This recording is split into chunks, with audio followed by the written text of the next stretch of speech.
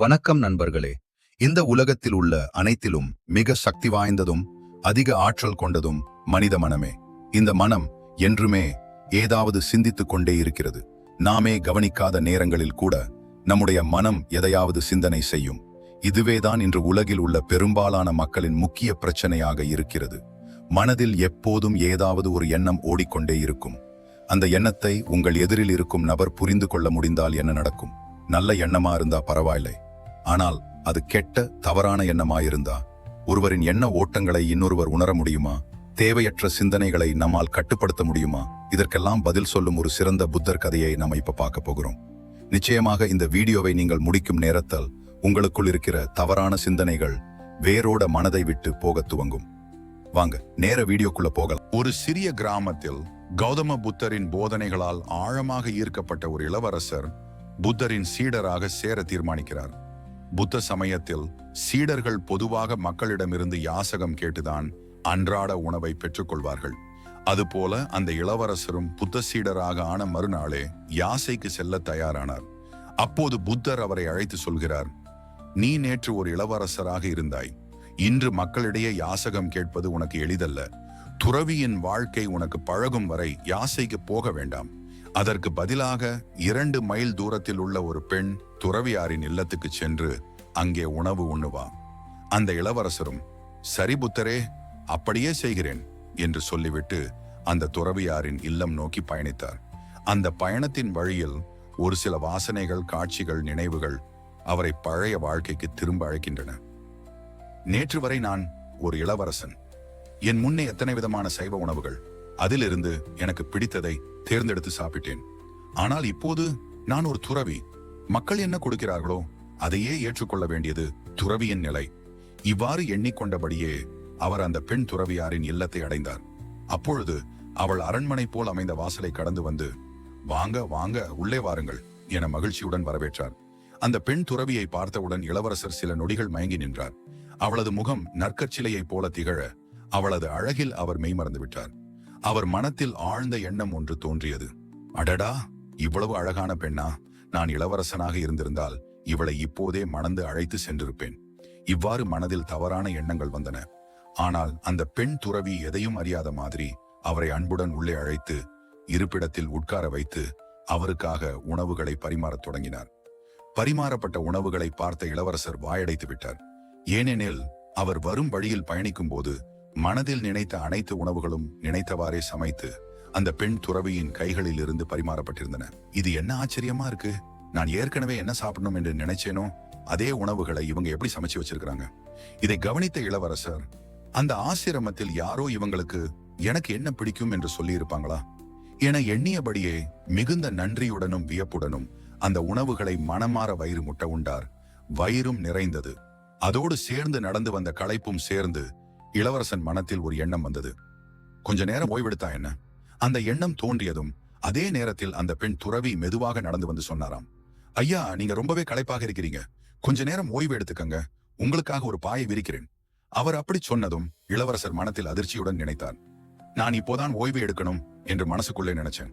ஆனால் இவங்க எப்படி இவ்வளவு துல்லியமா என்ன நினைக்கிறேன் என்பதை உணர்ந்தாங்க. அவனது உள்ளத்தில் ஒரு உணர்வு எழுந்தது. இவ்வளவு களைப்பான முகத்தோட இருந்தேனா நானு? சாப்பாட்டுக்கு பிறகு ஓய்வு எடுக்கணும் என்பதே மனிதனுக்கே இயல்பான விஷயம். அதனால்தான் இவங்க அதை உணர்ந்துகிட்டாங்க. இந்த எண்ணங்களை மனதிற்குள் வைத்துக் கொண்டே அந்த இளவரசர் துறவி விரித்த பாயில் மெதுவாக படுத்தார்.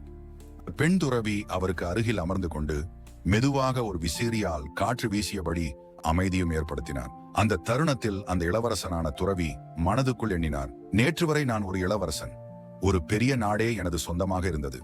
ஆனால் இன்று எனக்கு சொந்தமாக ஒரு சிறிய கொட்டகையும் இல்லை, தூங்க ஒரு பாயும் இல்லாத நிலை. அதற்கு அந்த பெண் துறவியே, நாம் எல்லாமே இந்த உலகத்துக்கு வெறும் கையோட தான் வருகிறோம், வெறும் கையோட தான் போய்விடுகிறோம். இந்த பூமியை விட சிறந்த படுக்கை வேறொன்றும் இல்லை. அதே போல் வானத்தை விட பெரிய கூரை எதுவும் இல்லை. அதனால் தயவு செய்து கவலைப்பட வேண்டாம். இது இயற்கையின் ஓர் அர்த்தமுள்ள சுழற்சி மட்டுமே. இளவரசனான துறவிக்கு நடந்ததையெல்லாம் தற்செயலான அனுபவங்களாக நம்புவது மிகவும் கடினமாக இருந்தது. நான் என்ன நினைக்கிறேனோ அதெல்லாம் அப்படியே உங்களுக்கு கேக்குதா?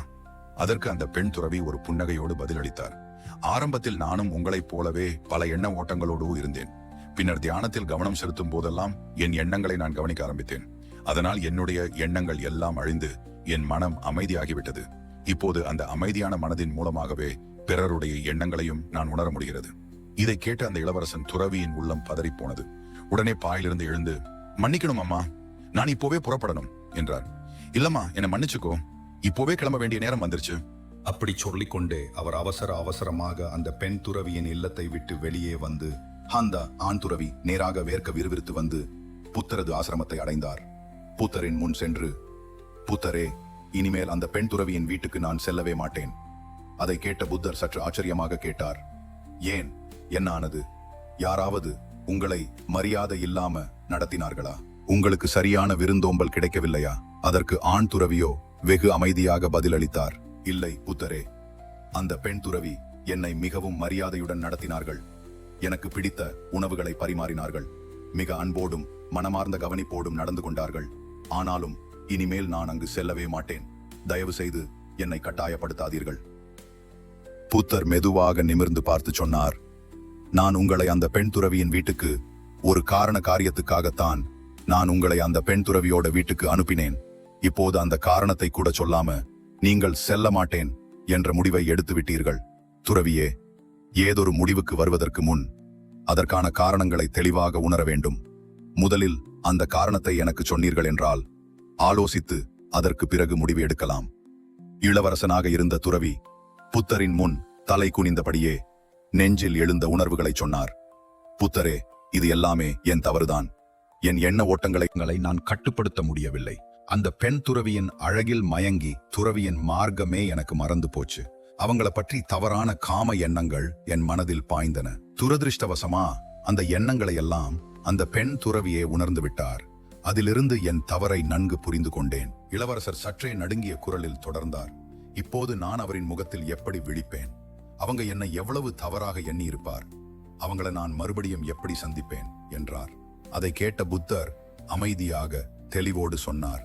துறவியே, நீங்கள் அந்த பெண் துறவியின் வீட்டுக்கு கண்டிப்பா செல்ல வேண்டும். ஆனால் இம்முறை நான் போதும் என்று சொல்லும் வரை நீங்கள் செல்ல வேண்டும். அது 2 மாதங்களாகலாம் அல்லது 2 ஆண்டுகள் கூட ஆகலாம். ஆனால் நீங்கள் நிச்சயம் போய்த்தான் ஆக வேண்டும். புத்தர் மேலும் கூறினார், இந்த முறை நீங்கள் செல்லும் போது விழிப்புணர்வோடு இருங்கள். உங்கள் உள்ளத்திலிருந்து எழும் எண்ணங்களை கவனியுங்கள். எந்த ஆசை வந்தாலும் அதில் சிக்காமல் ஒரு சாட்சியாக இருங்கள். அதை தடுக்க முற்பட வேண்டாம், மாற்ற வேண்டாம். அது வரட்டும், போகட்டும். உங்கள் ஒரே பணி அவற்றை கவனிப்பது மட்டும்தான். அதுதான் உங்கள் ஆன்மீக பயணத்திற்கு மிக முக்கியமான பயிற்சி. புத்தரின் இந்த வார்த்தைகள் திறந்த ஒரு வழிகாட்டியாக இளவரசனின் உள்ளத்தில் ஒலித்தது. வேறு வழியின்றி அடுத்த நாடே அந்த ஆண் துறவி மீண்டும் அந்த பெண் துறவியின் இல்லம் நோக்கி பயணமானார். ஆனால் இப்போது அந்த ஆண் துறவியின் உள்ளம் மிகுந்த பதட்டத்தால் மூடப்பட்டிருந்தது. அவர் தன்னுடைய மனதை கூர்ந்து கவனிக்க ஆரம்பித்து ஒவ்வொரு அடியையும் எடுத்து வைக்கும் போதும் விழிப்புடன் நடந்தார். மெல்ல மெல்ல அந்த பெண் துறவியின் இல்லம் நெருங்கி வந்ததோடு அவருக்குள் பதட்டமும் பீதியும் அதிகரிக்க தொடங்கின. அமைதி கடுமையாக கலைந்து விட்டது. அதனால் மனதுக்குள் பலவிதமான கவலைகளும் தோன்ற ஆரம்பித்தன. அவர் அந்த வீட்டின் படிக்கட்டுகளுக்கு அருகே வந்து ஒவ்வொரு அடியையும் ஏறும்போது தனது உள்ளத்தை அசைவற்ற கவனத்துடன் எதிர்நோக்கினார். ஓசி ஒவ்வொரு மூச்சையும் வெளியேறும் போது அதன் வழியே தன்னை தொட்டிக்கொண்ட எண்ணங்களையும் ஆசைகளையும் வெளியேற்ற முயன்றார். முதல் படியில் காலை வைத்தபோது அவருக்குள் எந்த எண்ணமும் இல்லை என்பதை உணர்ந்தார். அந்த நிமிடம் அவரையே ஆச்சரியத்தில் ஆழ்த்தியது. 2ஆம் படியில் காலடி வைக்கும் போதே முழுமையான அமைதி மனதை கவனித்தார். 3வது படியில் மனமே வெறுமையாக இருப்பதை தெளிவாக உணர்ந்தார். அந்த வெறுமையோடு அவர் இல்லத்தின் உள்ளே நுழைந்தார். அந்த நிமிடங்களில் அவர் மனது அதிகப்படியான அமைதியோடு கூடிய விழிப்புணர்வில் இருந்தது. அந்த பெண் துறவி பரிமாறிய உணவை ஒவ்வொரு பதார்த்தையும் உணர்ந்து நன்றி நிறைந்த மனதோடு சாப்பிட்டு பின்னர் மனதின் நிம்மதியோடு அந்த பெண் துறவிக்கு நன்றியை தெரிவித்து விட்டு கிளம்பினார். இளவரசனான துறவி நேராக ஆசிரமத்திற்கு வந்து புத்தரை வணங்கி, புத்தரே, என் வாழ்நாளில் இதுவரை நான் அனுபவிக்காத ஒரு அனுபவத்தை இப்போது அனுபவித்துள்ளேன். இதுவரை உணராத அளவுக்கு ஒரு வெறுமை என் உள்ளத்தில் பிறந்தது என்று அங்கு நடந்த ஒவ்வொரு நிகழ்வையும் ஒன்றும் விடாமல் புத்தரிடம் பகிர்ந்தார். அதற்கு பதிலளித்த புத்தர் சொன்னார், இதற்காகத்தான் நான் உங்களை அந்த பெண் துறவியின் வீட்டுக்கு போகச் சொல்லினேன். ஒரு மனிதன் தன்னுடைய எண்ணங்களை சீராக்க விரும்பினால் அவற்றை பற்றி முழுமையாக அறிந்து விழிப்புடன் கவனிக்க வேண்டும். நீங்கள் உங்கள் எண்ணங்களை எவ்வளவு தெளிவாக கவனிக்கிறீர்களோ அந்த அளவுக்கு உங்கள் மனதின் ஆற்றலும் வலிமையும் அமைதியும் அதிகரிக்கும். அதிக எண்ண ஓட்டம் உள்ளவர்களுக்கு மனம் பலவீனமாகத்தான் இருக்கும். புத்தர் மேலும் கூறினார், இப்போலிருந்து நீங்கள் மீண்டும் அந்த பெண் துறவியின் வீட்டுக்கு செல்ல வேண்டிய அவசியமில்லை. ஏனெனில் நீங்கள் நான் என்ன கற்றுக்கொள்ள வேண்டும் என்று எண்ணியதற்கான பதிலை தெளிவாகவே உணர்ந்து விட்டீர்கள். பிறர் உங்கள் எண்ண ஓட்டங்களை அறியாத வரை நீங்கள் நிம்மதியாகவும் மகிழ்ச்சியாகவும் இருக்க முடியும்.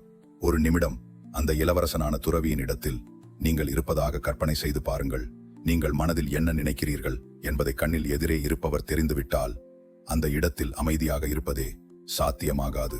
தர்ம சங்கடம் ஏற்படும். அதிக எண்ண ஓட்டங்களை கட்டுப்படுத்த எப்படி? அவற்றை தடுக்க வேண்டாம். கவனியுங்கள், விழிப்போடு கவனியுங்கள். அதை நீங்கள் கவனிக்க ஆரம்பித்தவுடன் தீய எண்ணங்கள் மெதுவாக மங்க ஆரம்பிக்கும். தேவையற்ற எண்ணங்கள் விலகி உங்கள் மனம் அமைதியாகிவிடும். அமைதியான மனதிற்குள் கவலையும் இருக்காது, குழப்பமும் இருக்காது. மனிதன் மகிழ்ச்சியாகவும் ஆசையற்றவனாகவும் இருப்பான். அந்த நிலைதான் எதையும் சாதிக்கக்கூடிய மனநிலை. நன்றி நண்பர்களே.